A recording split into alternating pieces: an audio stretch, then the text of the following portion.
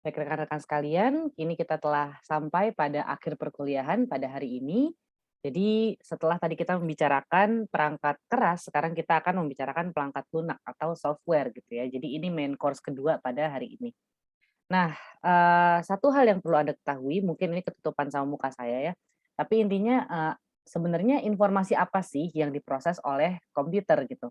Nah, komputer itu tentunya bahasanya berbeda dengan kita ya, kalau kita ngomong sekarang pakai bahasa Indonesia, kalau kalian ngobrol sama orang Inggris ya ngomong sama pakai bahasa Inggris gitu kan. Mungkin kalau sama orang Prancis gitu kan, kalau kalian bisa pakai bahasa Prancis ya ngomong bahasa Perancis, tapi kalau tidak, setidaknya kalian akan cari common ground gitu ya, bahasa Inggris yang putus-putus gitu misalnya.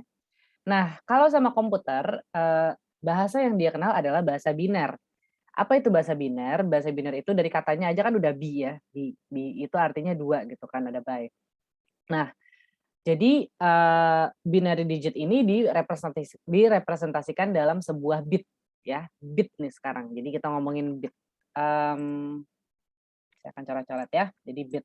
Bit itu merupakan unit terkecil dari sebuah informasi yang bisa diproses oleh komputer. Jadi bit itu tuh kayak switch gitu. Jadi switch itu kan, mmm, apa sih switch itu cetekan lampu gitu.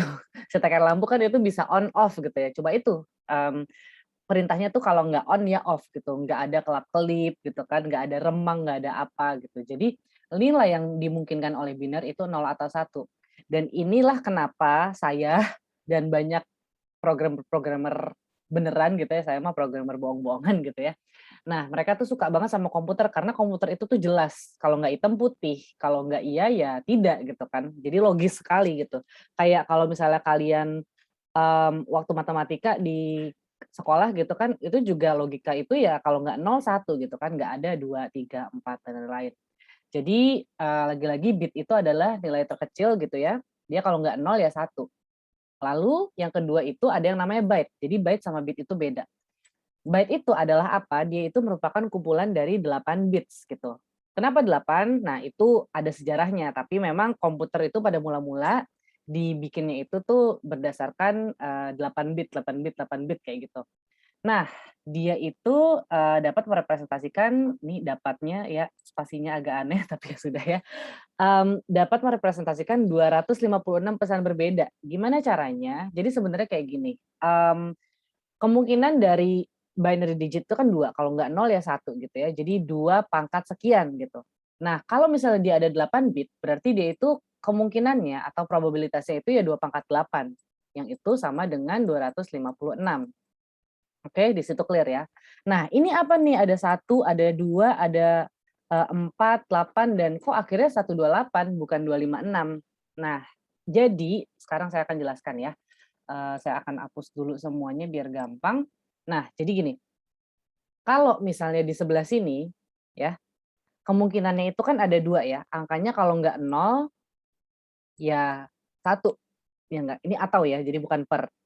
Nah, sekarang di sini kemungkinannya juga 2 kalau nggak nol ya satu dan itu sama semua. Jadi semua bit di sini itu akan membentuk angka kalau nggak nol ya satu gitu ya. Jadi misalnya saya bikin kombinasinya 0, 1, 1, 1, 0, 0, 0, 1 gitu.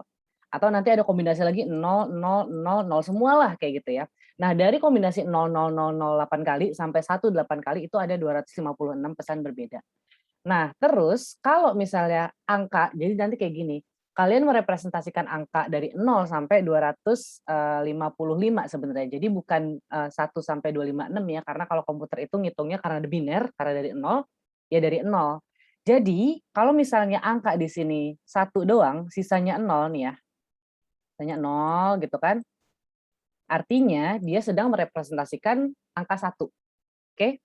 Tapi kalau misalnya dia digeser ke, sebelah sini gitu ya, di sebelah kanan, kalau misalnya kita pesannya jadi nol, ini nol semua, lalu satu nol ya, itu artinya dia angka 2. Karena dia kalau mau ngomong 2 nggak bisa bikin ini jadi 2, nggak bisa jadi nol nol nol nol nol terus 2 gitu, nggak bisa. Dia harus digeser ke angka sebelahnya. Jadi dari bacanya itu dari kanan ke kiri gitu ya, kayak kayak angka aja kan juga kan angka paling kecil di sebelah kanan gitu kan. Nah, jadi nol nol nol nol nol ini satu nol itu angka 2. Jadi kita bisa ngafalin bahwa, oh angka 2 tuh di sini, kira-kira kayak gitu. Nah, nanti, dia akan bergeser lagi, dia akan nambah lagi. Jadi kalau misalnya mau angka 3, dia akan seperti ini bentuknya. 000001, oke, karena dia itu 2 ditambah 1. Nah, nanti kalian cara bacanya juga seperti itu. Kalau misalnya, saya kasih soal gitu ya, angkanya itu misalnya 128, artinya bilangan binernya dalam bentuk byte itu seperti ini, oke? Bagaimana dengan 127 gitu misalnya ya, 127 berarti ya kebalikannya, berarti dia nggak akan sampai di angka 128 tapi yang lainnya ya 1, 1, 1, 1, 1. Kalian bisa cek sendiri ya, apakah 64 tambah 32 tambah 16 tambah ini semua itu adalah 127. Jadi kira-kira seperti itu ya. Jadi bit itu ya 1 sama 0 itu, sementara byte itu adalah kombinasi dari 8 bit. Jadi 1 byte itu bisa memberikan 256 pesan berbeda. Oke? Ini keren banget, ini pelajaran favorit saya sebenarnya. Oke, jadi selanjutnya, bits itu buat apa sih? Yaitu buat numerik gitu kan, seperti yang tadi saya bilang. Jadi ini kita ambil 4 angka terakhir aja ya, nggak 8. Jadi 0 itu binernya tentu 0000 ya. 1 ya 0001 gitu kan.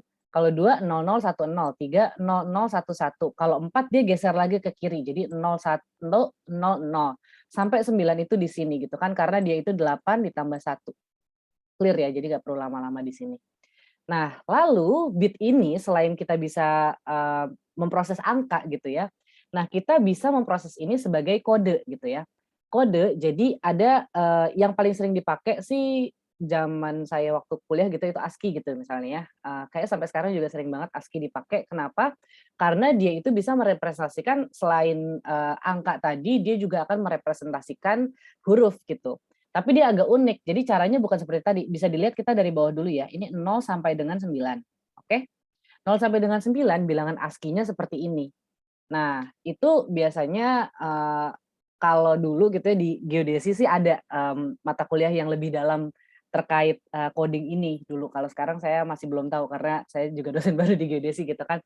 Nah itu dulu kita mesti ngitung gitu kan kalau ASCII-nya 0 itu adalah 00110000, angkanya tuh berapa gitu. Jadi balik lagi ke tadi ya. Nah, kalau dia kita contek lagi ya 0011, oke.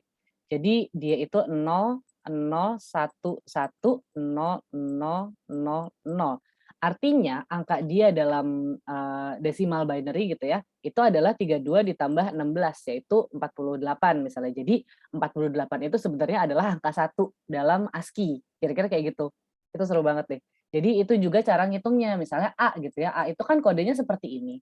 Artinya dia itu 64 ditambah 1. Jadi A itu ternyata angkanya 65 dan seterusnya. Jadi intinya apa? Intinya di sini, kita tuh bisa merepresentasikan, A, B, C, D, E, F, G sampai dengan Z bahkan dengan, 10 digit angka gitu ya. Jadi 26 huruf dan 10 digit angka dan beberapa karakter spesial lainnya, menggunakan 256 kode unik tersebut. Jadi angka 0 sampai 255 tadi gitu kan. Nah, sampai sekarang gitu kan ada juga yang namanya Unicode. Nah, dia lebih dari, cuma sekedar, A sampai Z, 0 sampai 9 dan beberapa karakter spesial. Dia bisa sampai 100.000 karakter. Jadi kayak kalau bahasa Perancis gitu kan ada E aksen gitu, ada A aksen, lain-lain itu udah pakai Unicode. Tapi ASCII sampai sekarang paling sering digunakan gitu ya. Makanya di sini awalnya dirancang hanya untuk karakter bahasa Inggris gitu. Karena itu yang ya penciptanya ngertinya itu gitu kan. Nah, terus, bagaimana dengan, software gitu kan. Nah, sekarang kita akan membedakan software, algoritma, dan program karena, 3 hal itu sebenarnya 3 hal berbeda tapi kayak, saling berhubungan. Nah, kalian harus bisa membedakan.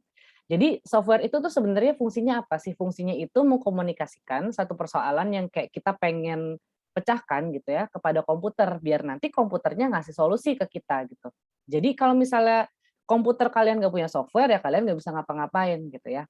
Software itu intinya apa? Dia punya program, nanti dia akan punya data gitu ya, baik data itu input maupun output, dan dia ada dokumentasinya. Dokumentasi itu kayak, oke, gue udah ngapain aja, kira-kira kayak gitu. Nah, kalau misalnya komputer gitu ya, balik lagi kita punya hardware yang tadi kita sudah bicarakan di pertemuan sebelumnya, lalu ada yang namanya sistem software dan application software. Jadi 2 hal ini berbeda. Kalau sistem software, dia itu kayak operating system, kayak Windows, ada Linux, ada Mac gitu kan. Nah, itu namanya operating system gitu kan, bagaimana si komputer Anda bekerja, tapi dia itu di belakang layar ya, kalian nggak tahu apa yang terjadi. Lalu ada utilities gitu kan, kayak ada mungkin, ada teman-teman di sini yang, familiar dengan disk defragmenter, disk cleanup, antivirus dan lain-lain, ada compiler. Jadi kalau kalian masih suka ngobrol di command prompt gitu kan, nah itu adalah, software yang memang dari sistem.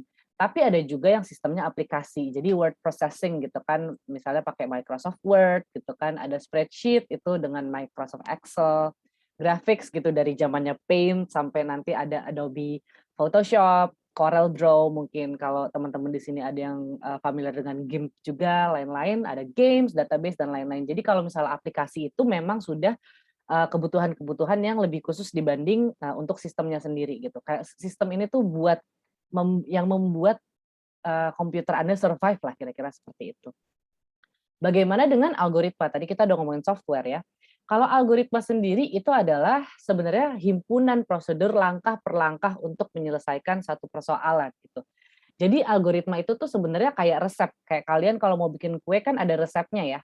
Jadi, contohnya kalian tuh mesti nyiapin apa, inputnya tuh apa gitu ya. Inputnya adalah kalau kalian pengen bikin, jangan kue deh, saya soalnya nggak bisa bikin kue.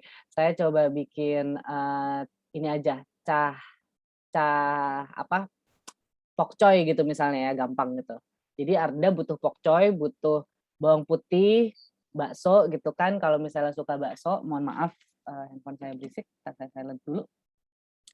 Nah, kalau suka bakso gitu kan, garam, apa namanya, merica, dan lain-lain gitu ya, minyak gitu kan ya. Nah, lalu kalau udah tahu inputnya apa, lalu Anda prosesnya. Prosesnya itu adalah si algoritma tersebut gitu kan. Jadi, pertama, tuang minyak gitu kan, berapa sendok teh atau berapa sendok makan gitu minyak ke dalam panci gitu kan. Panaskan panci, saat minyaknya sudah panas, masukkan bawang putih gitu kan, atau bawang putihnya sebelumnya diiris-iris dulu, iris-irisnya pakai cara apa, apakah dia yang digeprek dulu atau dia langsung diiris-iris aja gitu kan. Masukin, habis itu baru masukin bakso dulu misalnya biar baksonya mateng, terus habis itu baru masukin, si sayurnya dan lain-lain, terus baru kasih garam dan kasih merica secukupnya misalnya. Jadi itu adalah algoritma, output-nya ya masakan kalian, itu adalah output-nya. Jadi dari input ada proses dan ada output. Jadi itu adalah algoritma. Nah, algoritma ini nanti kita akan, bahas lebih lanjut ya, karena itu salah satu core dari, perkuliahan ini. Tapi intinya pekerjaan seorang programmer itu adalah mengubah algoritma tersebut gitu ya. Kita udah punya konsep, oke, gue punya input ini, prosesnya pengen kayak gini, outputnya akan seperti ini. Nah, tugasnya adalah bagaimana caranya kamu tuh ngobrol sama komputer, nyuruh dia melakukan apa yang kamu mau gitu. Nah, program itu biasanya, ditulis dalam bentuk source code gitu ya. Jadi ada beberapa kayak tadi misalnya program membuat, masakan, pokcoy gitu kan. Nah, di situ tuh ada kayak, oke, masukin ini, lakukan ini, lakukan ini, kira-kira kayak gitu. Atau misalnya mungkin biar mudah program menghitung, perkalian gitu ya. Jadi kamu kasih inputnya angka, nanti kamu suruh pokoknya setiap angka dilakukan berapa dikali berapa, nanti akan ada hasilnya. Nah, nanti akan ada yang namanya compiler atau interpreter yang akan mentransformasikan apa yang kamu inginkan dalam source code kamu menjadi sebuah executable code, kira-kira kayak gitu. Jadi nanti jelasnya akan kita omongin di sesi-sesi algoritma dan pemrograman, bakal seru banget. Nah, jadi contohnya kayak gini, contohnya, ini ya salah satu source code tuh kayak gini. Jadi include IOStream itu adalah kayak kita tuh mau include library apa. Jadi setiap library itu punya, fungsi-fungsi tersendiri gitu. Terus kita pakai, using, namespace std gitu ya, itu salah satu yang mau kita pakai. Nah, terus abis itu ini adalah, programnya, kita nggak akan bicara detail ya, tapi intinya, kita bilang, nilai rupiahnya itu adalah, C-in itu artinya inputnya gitu ya, input kita nanti, kita akan nyuruh orang naruh angka, nilai rupiah gitu. Jadi ini C-in, input gitu ya, dan ini adalah jadi oke saya tulis aja lah ya biar nggak bingung. Ini input ya, ini proses, saya tulis proc aja ya, ini output. Oke, dan return to zero gitu, balik lagi ke zero kalau misalnya kalian run lagi gitu ya. Jadi ini adalah, source code-nya yang kalian tulis gitu kan. setiap nilai rupiah nanti nilai rupiah ditambahin dengan nilai rupiah dikali 0,1. Jadi nanti saat kalian execute programnya, kalau kalian, kasih angka 1000 nih, ini adalah input kalian 1000, nanti dia akan ngitung 1000 ya, ditambah 1000 dikali 0,1 jadinya 1100 itu output kalian gitu. Jadi ini adalah in dan ini out, oke? Itu salah satu program sederhana gitu ya. Lalu nanti yang kita pakai itu adalah Python gitu ya. Python ini, cukup simpel kalau bisa dilihat itu lebih simpel karena kita nggak perlu naruh-naruh si, library di atas, dia udah langsung cukup pinter karena kita bilang aja kita mau pakai yang mana. Nah ini lagi kita input, masukin nilai, jadi ada kata-katanya di sini. Jadi output-nya kayak gini, masukkan nilai sama dengan spasi, nah nanti kita akan masukin si nilai rupiahnya gitu kan ya, kita kasih rupiahnya 1.100. Perintahnya sama, nilai rupiah ditambah dengan nilai rupiah dikali 0,1. Nah, jadinya 1.100 ditambah 110 gitu kan. Hasilnya di-print, kita minta pokoknya hasilnya langsung print nilai RP. Bayangin nanti kita bisa juga masukin kayak gini, hasilnya adalah gitu kan sama dengan ini, kira-kira kayak gitu. Nah, ini yang lebih advance lagi tapi dibikin menyenangkan gitu ya, karena ini programming, buat anak-anak sebenarnya gitu ya. Lucu banget ya anak-anak udah disuruh programming gitu, cuman keren. Nah, jadi ini lagi nih, jadi saat si bendera hijau ini diklik gitu ya, set velocity-nya itu, ke 0 gitu ya, go to, di sini 0, koma, X-nya 0 gitu kan, Y-nya 100 gitu kan. Jadi posisinya di mana. Lalu kalau misalnya ini diklik juga, selanjutnya dia akan, touching ground gitu kan dengan velocity misalnya minus 0,95 gitu. Jadi dia punya, apa ya, akselerasi yang semakin berkurang kira-kira kayak gitu. Kita play langsung ya, jadi ceritanya tuh apa sih sebenarnya. Jadi, oke, nah kira-kira kayak gitu. Jadi ini untuk melihat, eee bagaimana gravitasi itu, bisa ngurangin kecepatan pelan-pelan pelan-pelan kira-kira kayak gitu. Jadi lama-lama nanti bolanya bakal diem, gitu. Lucu ya? Dan tentunya ini udah dipermudah dong ya, nggak mungkin, tiba-tiba kayak gitu, pasti udah ada source code di belakangnya lagi gitu. Tapi kita nggak akan bikin, sesuatu yang kayak gini lah, nanti program-program simpel aja kayak yang sebelumnya.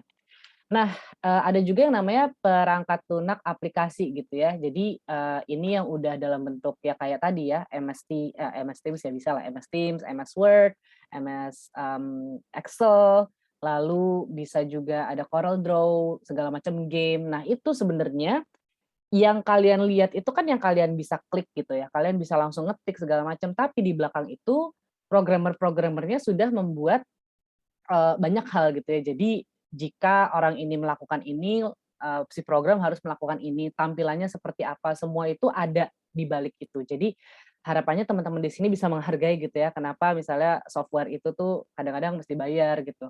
Dan menghargai lebih lagi buat orang-orang yang udah bikin software tapi bikin itu open source, that's really cool.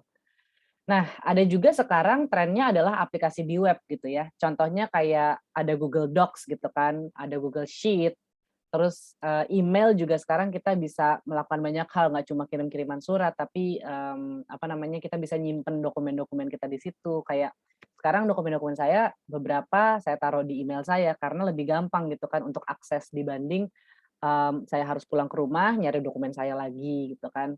Lalu games, Wikipedia, terus kalau misalnya kalian belanja macam-macam, dan ada juga yang mash up gitu. Jadi, contohnya ada peta dan data statistik kejahatan mungkin di Indonesia belum ya, saya juga kurang tahu. Tapi kayak misalnya kita bisa melaporkan kejahatan di mana, karena apa, nah nanti itu masuknya ke big data juga. Jadi mereka punya, sebuah sistem yang ke-update terus-terusan gitu. Jadi mash up antara, online dengan, apa namanya, antara sistem dengan pengguna, kira-kira kayak gitu.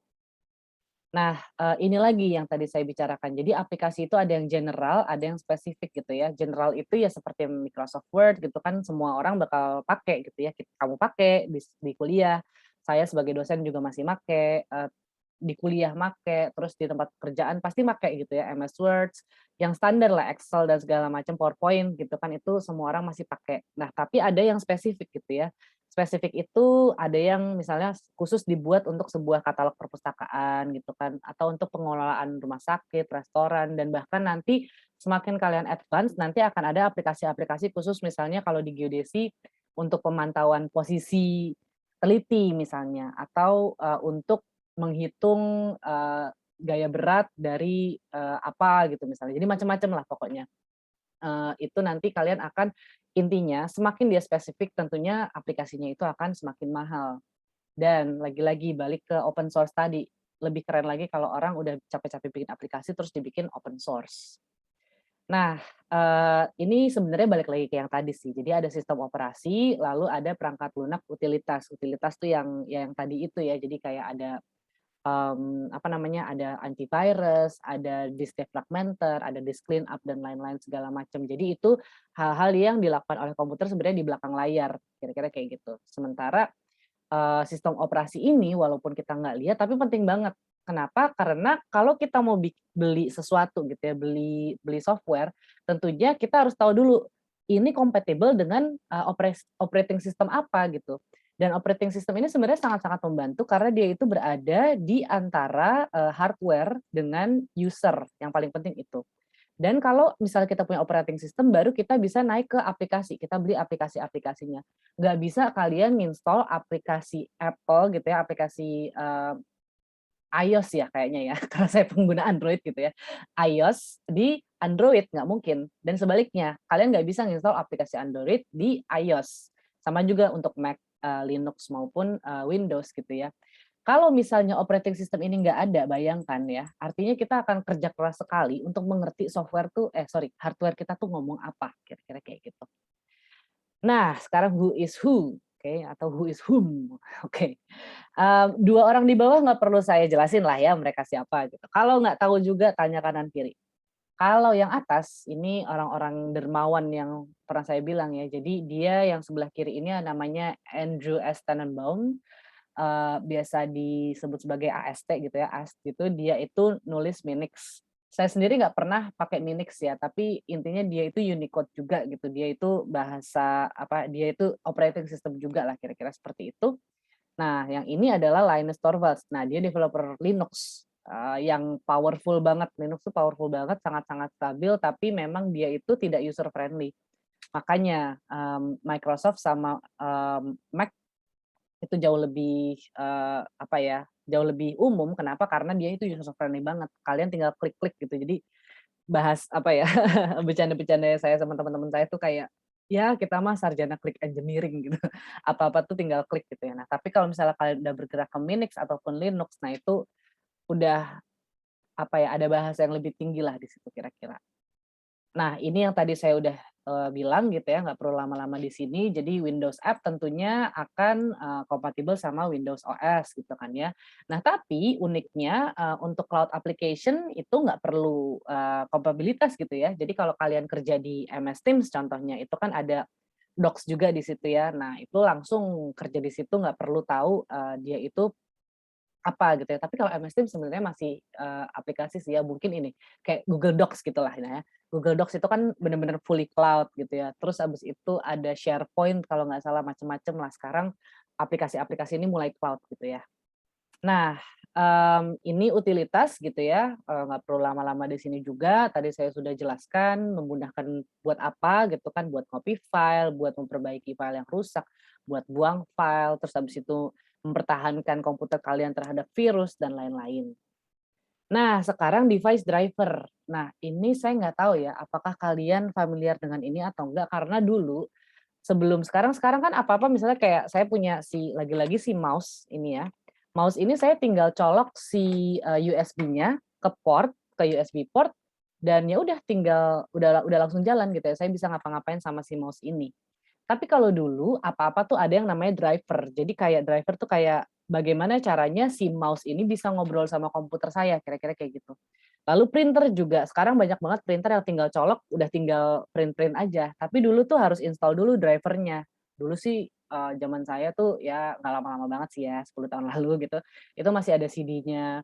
Terus makin ke sini makin kayak bisa, download driver-driver yang ada di internet gitu ya, kadang-kadang virus gitu ya, bohong-bohongan.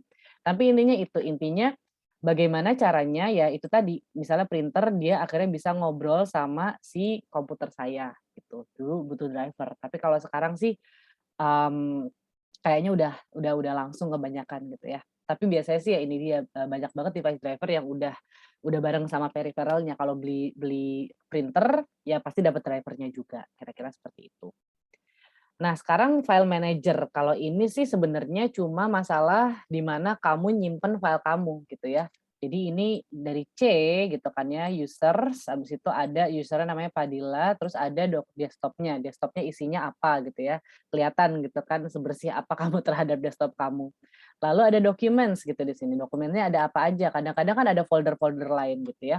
Nah, jadi, sebenarnya percabangan inilah yang, kamu bisa tulis gitu kan, user. Jadi ini kayak alamat, makanya kita bilangnya address gitu kan, alamatnya di mana sih gitu kan si file ini, kira-kira kayak gitu. Ini sebenarnya cara komputer itu menyimpan data juga gitu kan ya. Nah, oh iya satu lagi, ini penting sih sebenarnya, tapi orang-orang suka kelewatan. Kalau saya udah kebiasaan kalau namain folder itu atau file gitu ya, itu nggak pernah pakai spasi. Karena, beberapa program itu nggak suka sama spasi. Jadi kalau misalnya kalian mau kasih nama misalnya Gabriela Alodia gitu ya, saya akan kasih namanya kira-kira seperti ini, pakai underscore. Gabriela underscore Alodia gitu. Dan bahkan saya seringan nggak pakai, huruf gede atau kecil gitu sih ya, misalnya dok gitu. Jadi, hindari spasi lah, kadang-kadang ada beberapa program yang nggak executable kalau ada spasinya, gitu.